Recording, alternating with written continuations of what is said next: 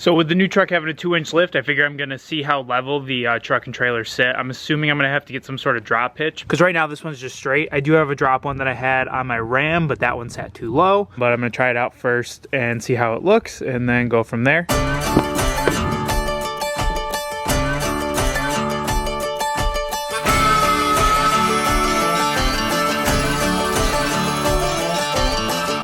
Not bad.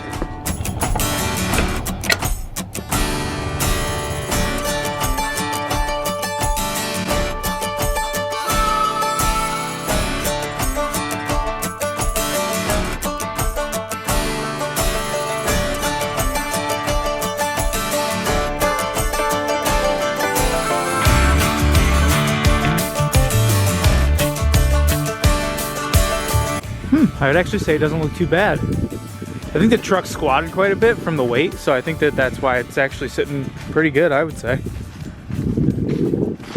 Wow, it definitely squatted quite a bit. It's got some pretty solid rake beforehand.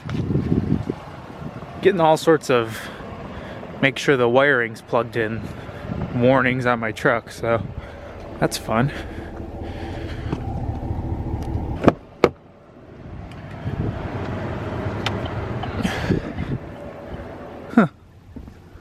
Well, that works. I will say this whole plate being on the top of the door thing, definitely a pain in the ass. I've got to be smarter than the trailer.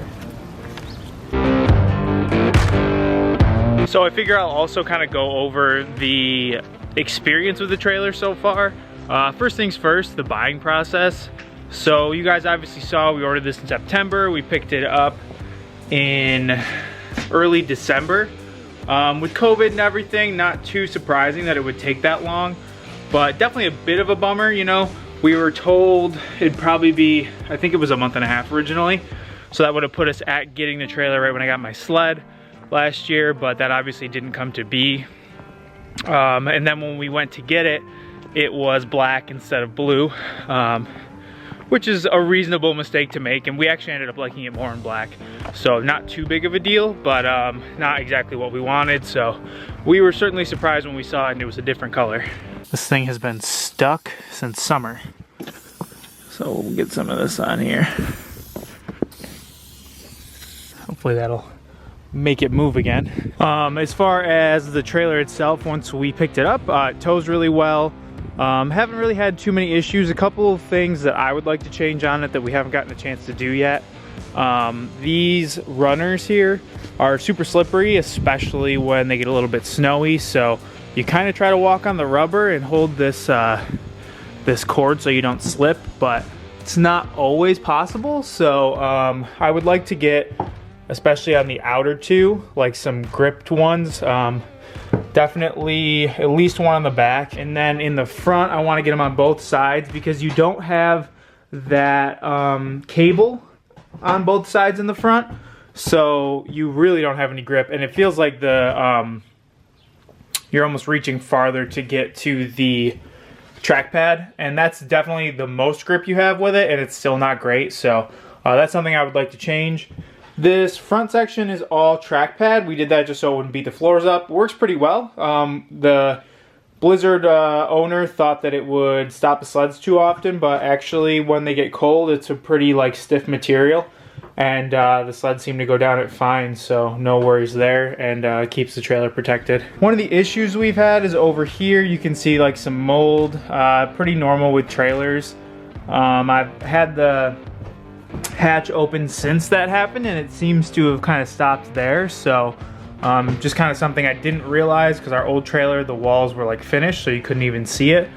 And then I hadn't come in a trailer in 2 months, and then when I finally came back in, the walls look like that. So I am actually a little more concerned because it's bubbling up even more now.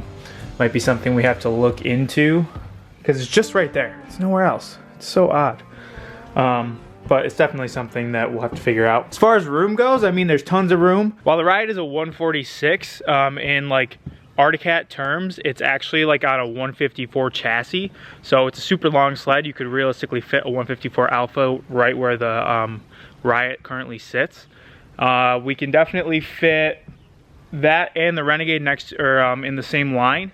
The only issue we've had is occasionally it's a little bit rough as far as space goes. The Renegade's wide and the Riot's set wide right now. So with both of them being on the wider setting, they do bump skis as they go into the trailer. I think if you had a Polaris, or if you had the Riot even on its like middle setting instead of the wide setting, they would fit by each other much better. But if you had two Skidoos, it'd probably, with the new RIS X front suspension, it'd probably be a little tougher to get them by each other.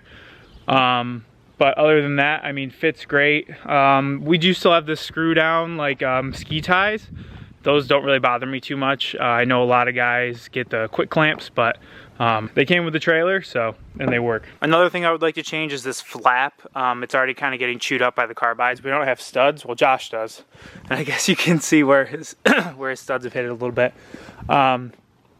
So I'd like to get some sort of like runner on there to help it from getting completely destroyed. One of the last things that I don't really like is you can see these runners in the back don't actually line up in the trailer.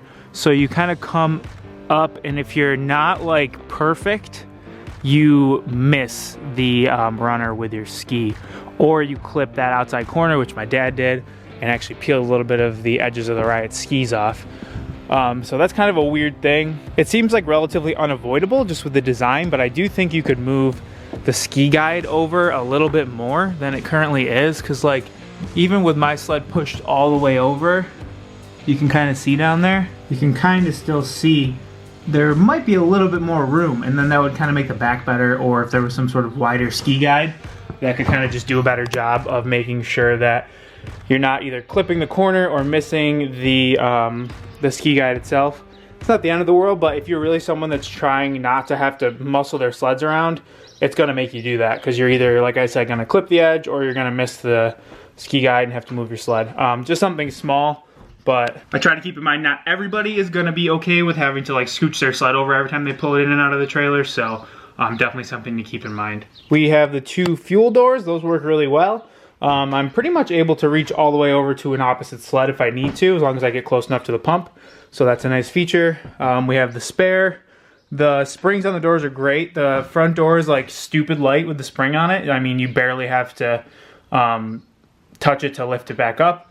The back door is still pretty heavy, and it's kind of hard if you're on an angle to get enough leverage to pull the door down. You kind of have to pull it halfway down, kind of like regroup, and then pull it the rest of the way down. But it's not too big of a deal. So I know they kind of seemed like, I don't want to say negative, but I wanted to point out the things that have gone wrong with the trailer. In general, it's been a really good experience. It tows really well, fits all our sleds. Nothing that's like wrong with it is like a dire issue. It's kind of just a lot of like little stuff that I figured I'd point out. If you're the type of person that's really finicky, it might bother you. And I'm sure there's a lot of guys that could problem solve some of the little stuff, and I'm gonna work on problem solving it myself. But just some things I've noticed since buying it that work or don't work, and some things that kind of require a little bit more attention over the years that you might want to kind of plan for, things like the hinges and little stuff like that. But overall, like I'm super happy, and the price is great. I mean, a comparable like Triton was $3,000 more.